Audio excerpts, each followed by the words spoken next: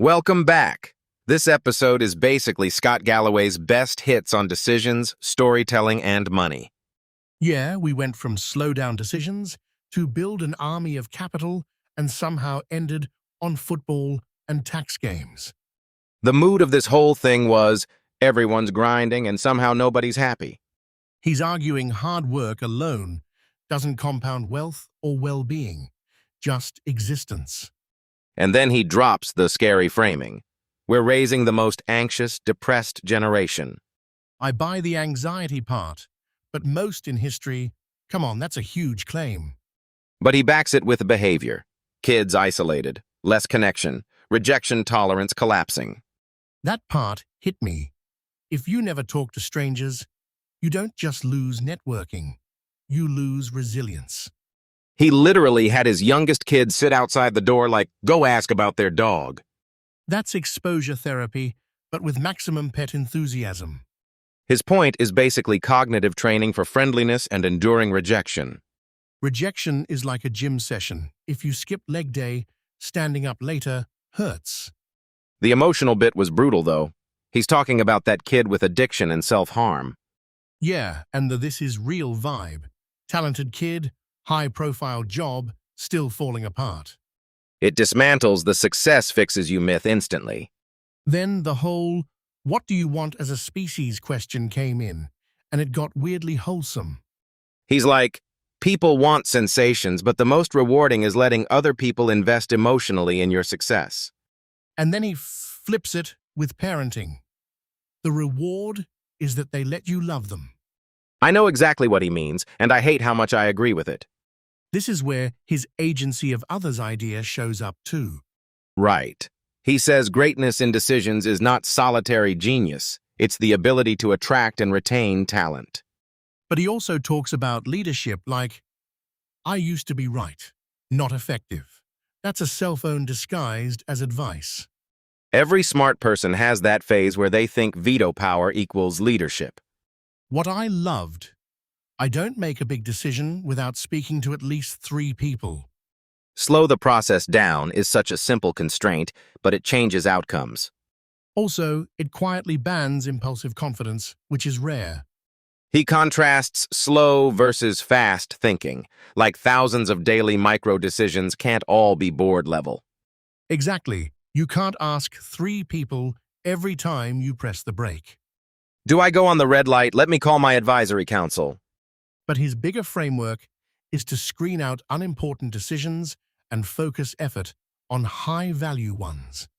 I do wonder, though, if you outsource too many decisions, do you lose decision muscle? That's fair, but he frames it as until you have the luxury to outsource, then build a kit of trusted people. Kitchen cabinet is the phrase, and honestly, it's the most practical thing in that whole segment. The profit brand strategy story was the flex, offered like 55 million, and he almost sold while thinking it would be $1 billion. And the lesson isn't be smart, it's have grown-ups around you.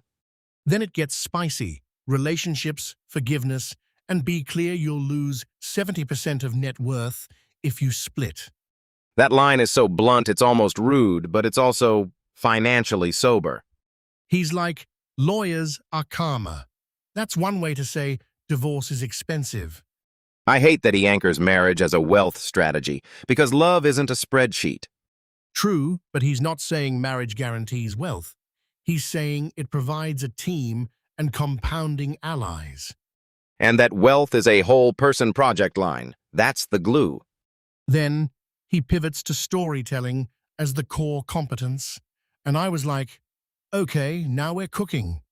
Because he connects entrepreneurship, leadership, even shareholder letters, storytelling is how people buy your vision. And he's relentless about medium choice.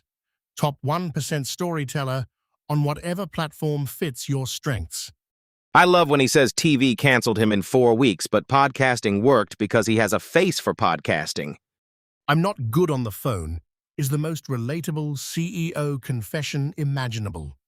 He's basically saying, find your niche, then make emotions your distribution channel. But do we agree tap into people's emotions is a skill or just marketing?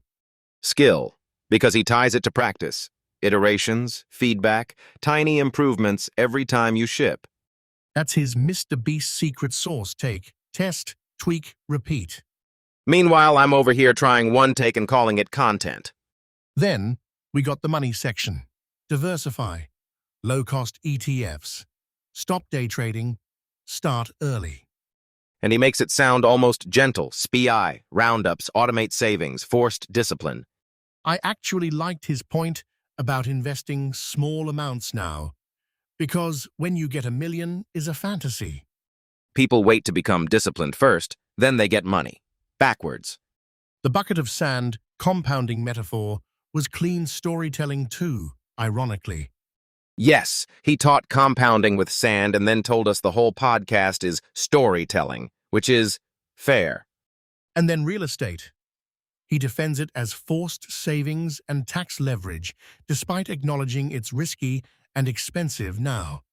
I'm torn. Real estate feels like it works until rates bite you in the soul. His don't buy unless you can hold 7 years rule is at least risk managed. And then the tax game chapter, he went full tax Yoda mode. You're not supposed to talk about it is the truest scandal. The borrow against stock explanation. That's like wizardry for normal people. Invest, borrow, and die is grim, but it's the concept. Defer capital gains and use leverage carefully. And he insists it's legal. Still feels like a power imbalance, though. Yeah, the moral tone is weird. Learn the game, but also he's ranting about how it screws the middle class. Then football shows up like a palate cleanser. Men, emotions, hugging, safe sadness. I loved that. Premier League football as one of the few places men can express emotion openly. And he ties billionaires buying teams to midlife crises and status. Greater fool theory vibes. Buying a club is basically buying a tribe and paying for disappointment. Dave from Southampton is pissed, killed me. Wrap all of it together, and the theme is build systems, social, emotional, financial, that keep compounding even when you're not at your peak. Exactly. Slow down big decisions, practice storytelling daily, diversify automatically, and invest in allies and relationships. And maybe talk to strangers about their dogs, so your brain remembers how rejection works. That's the episode in one sentence, honestly. All right, thanks for hanging with us through this 2-part chaos. If you learned one thing, make it actionable this week. Ship, save, diversify, and be kinder than your instincts. We'll see you in the next series. Same energy, new problems. Welcome back. We're stitching together the unhappy generation idea with real wealth mechanics. This episode goes from training rejection and connection to decision-making, storytelling, and compounding money. The part about forcing kids to talk to strangers, bro, that is pure character development. Yeah, but also, it sounds like exposure therapy with a dog question script. Exactly. What breed is your dog is the most unthreatening human icebreaker. But the underlying point is serious. Screens make people worse at eye contact and conversation. And if you can't handle small rejection, you'll never scale professional or personal risks.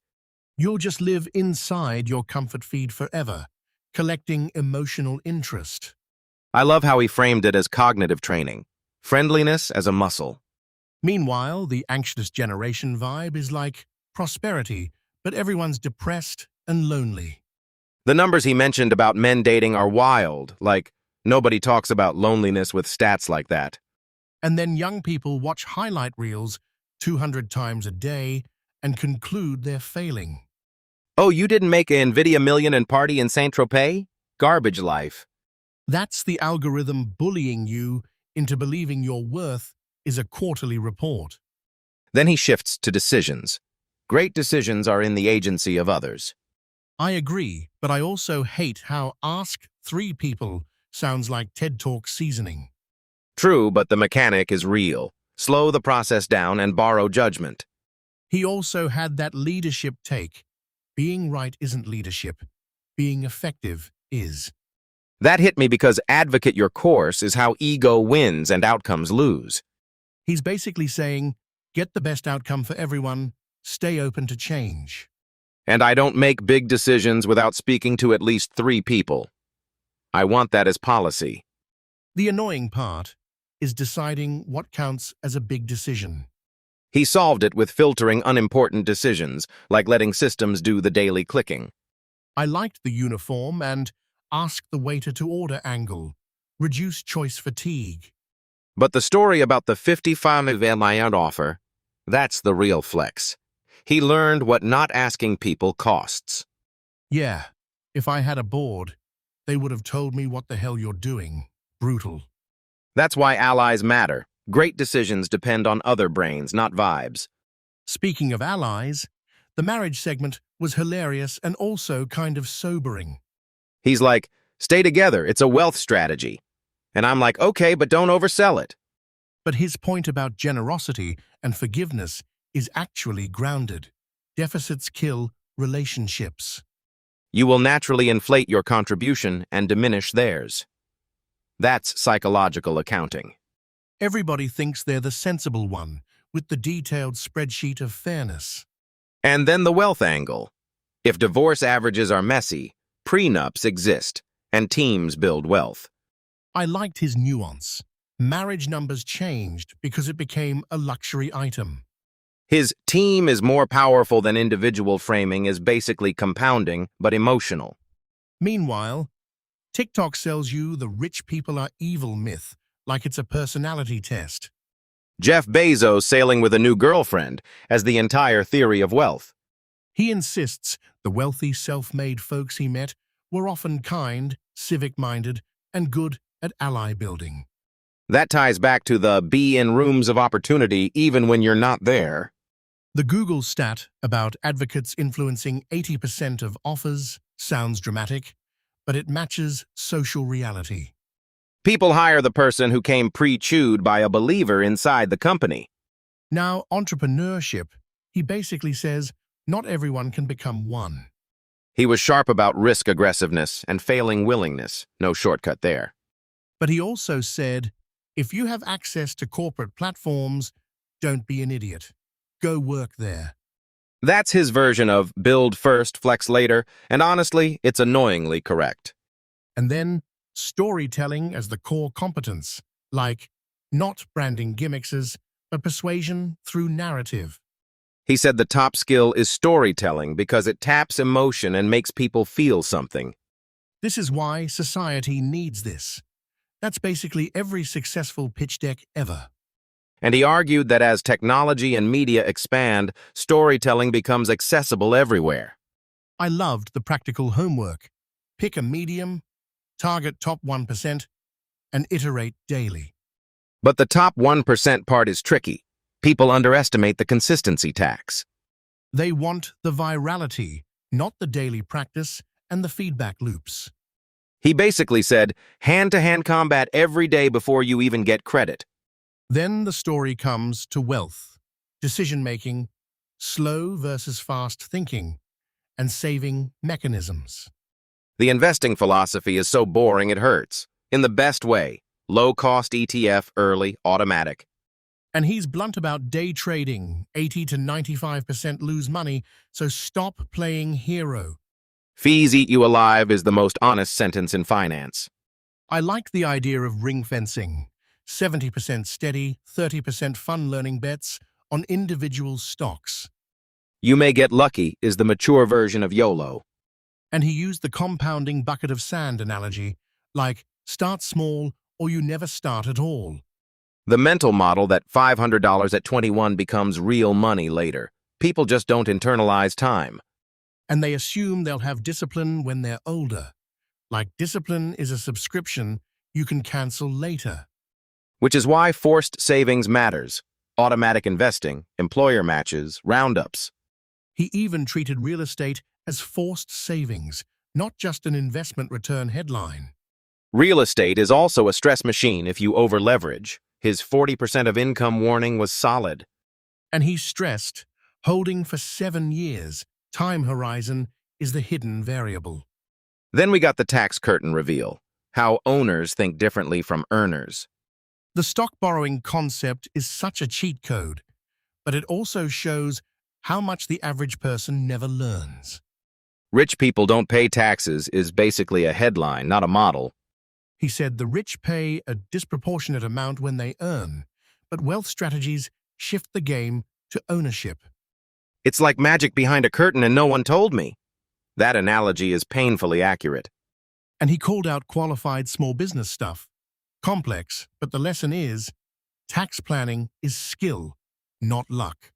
The actionable summary for me is, build systems, social, emotional, financial, that compound.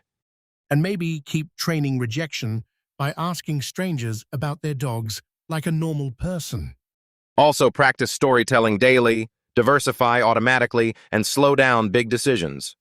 If you do just that, you won't feel like your life is reacting to the algorithm. You'll steer it. All right, end of episode 2 energy. Thanks for riding with us through the 2-part chaos. Next series, same chemistry, new problems, and hopefully less anxiety for everyone involved. Welcome back. This finale episode stitched together unhappy youth, narrative power, and money mechanics. We basically ended up talking about how connection, storytelling, and systems decide who wins long-term. The Scott Galloway bit about forcing your kid to talk to strangers. That's wild. It's also annoyingly sensible, like training rejection in tiny doses. Because his whole point was screens indoors made people worse at connection, right? I buy the connection part, but training around rejection sounds like a gym set. But think about it. If you never practice eye contact, you get rusty, fast. And the stakes are bigger than vibes. It's professional and romantic outcomes. 1 out of 3 men under 30 has a girlfriend. Those numbers are brutal. And the unhappy generation theme isn't about effort. It's about environment. Hard work doesn't build wealth, okay, but hard work still builds character, allegedly. Character's cool until rent, interest rates, and matching algorithms show up.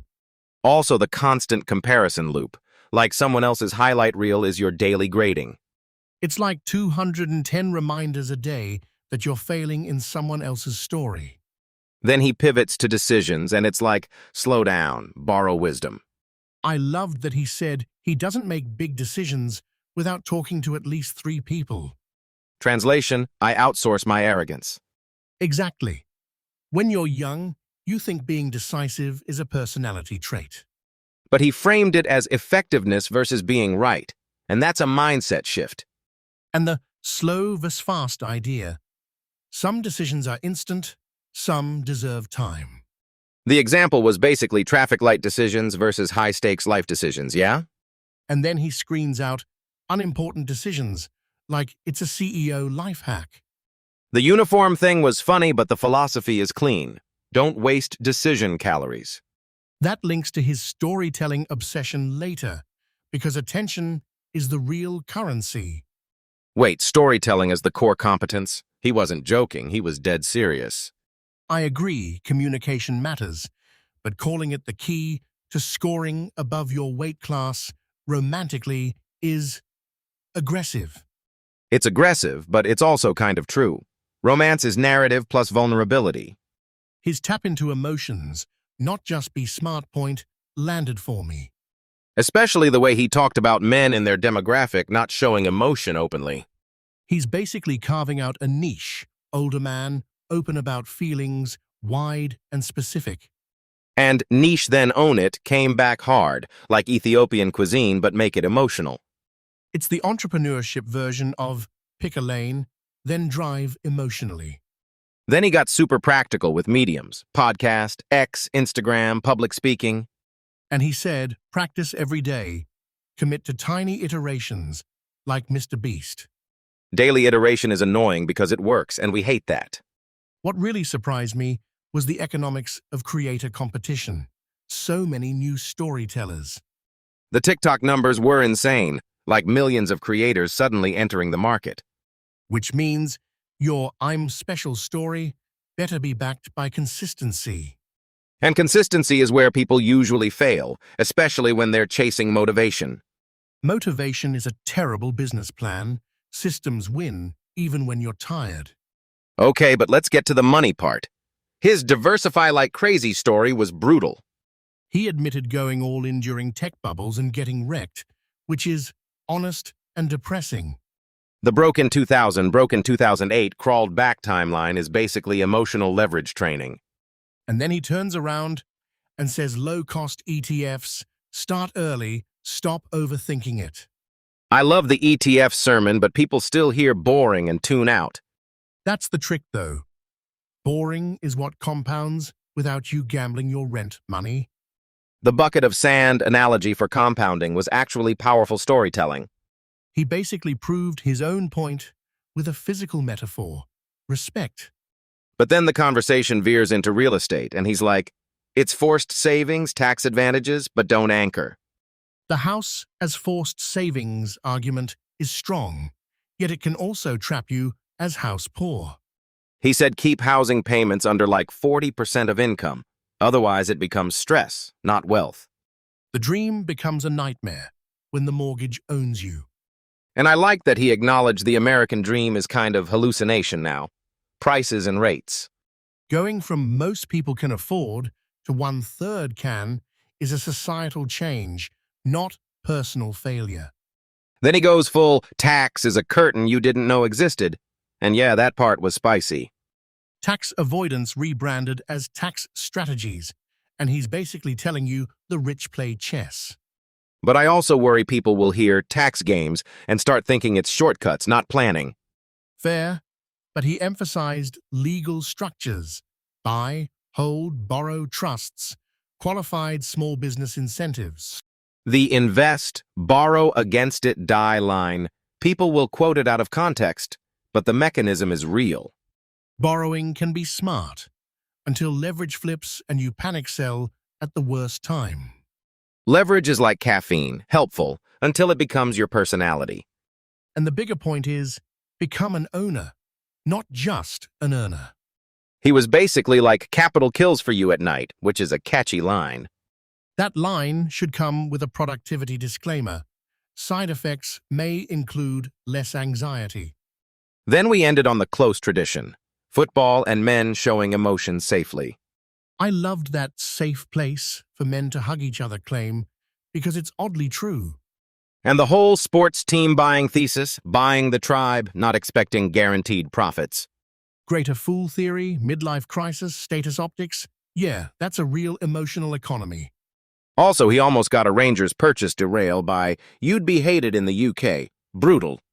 The market for being the American idiot is not big enough, apparently.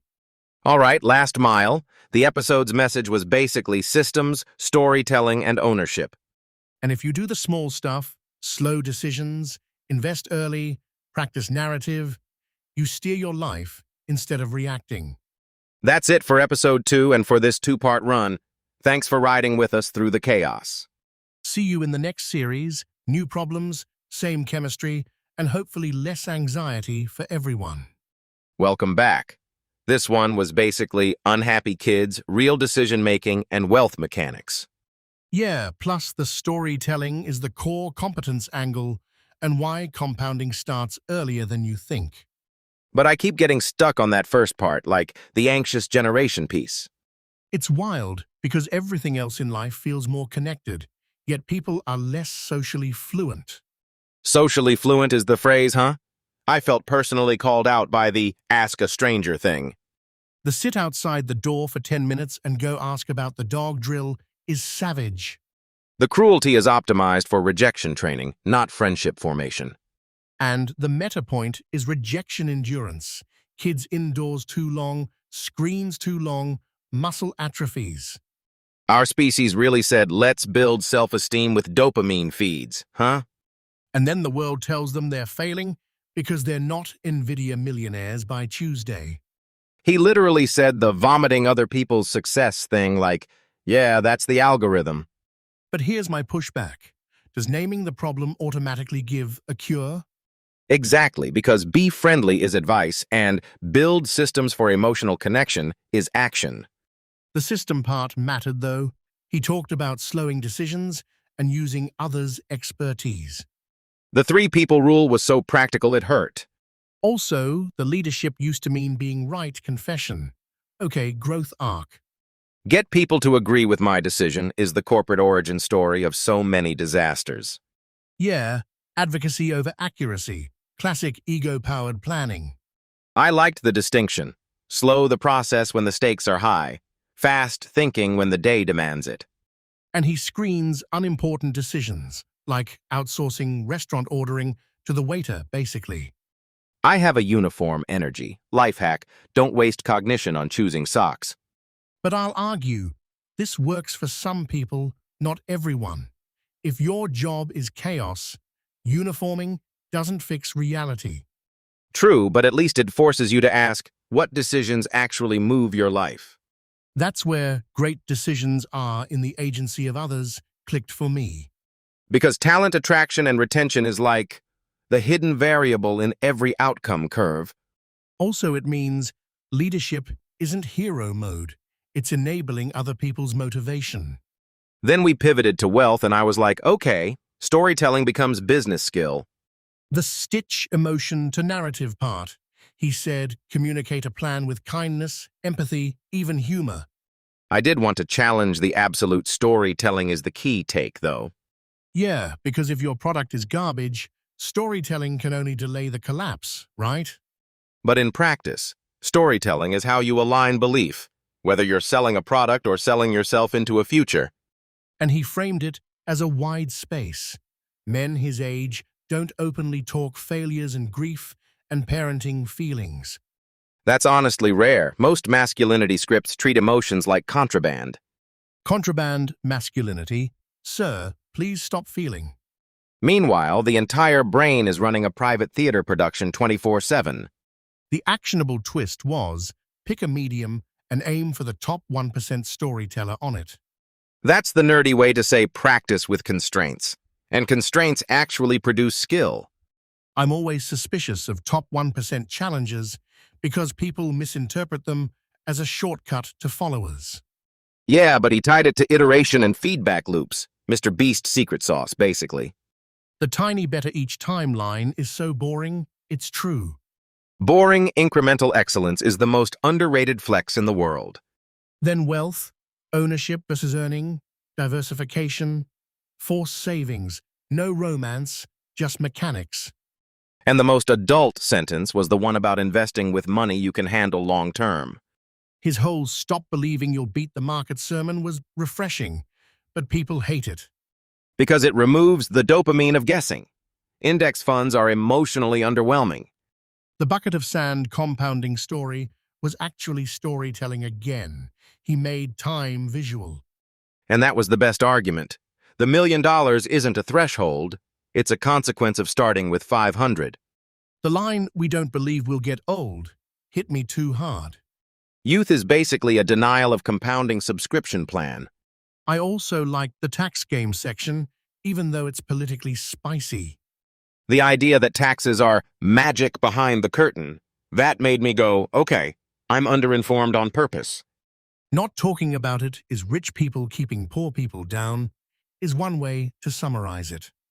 But it's also practical. If you're building wealth, tax strategy is part of the engineering.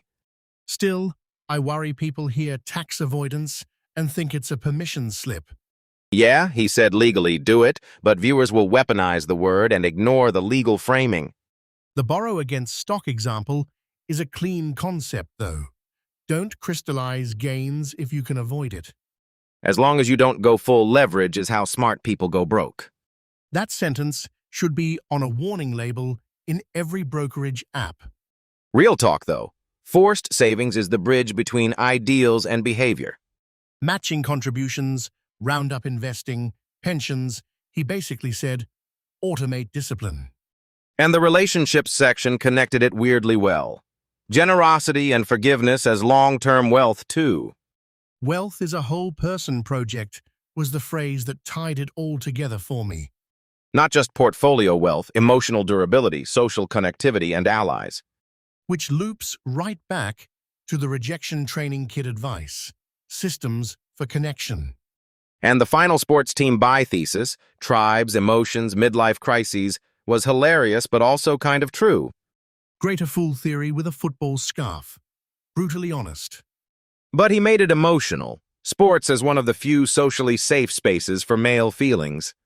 That's the part I didn't expect. Football as a feelings allowance program.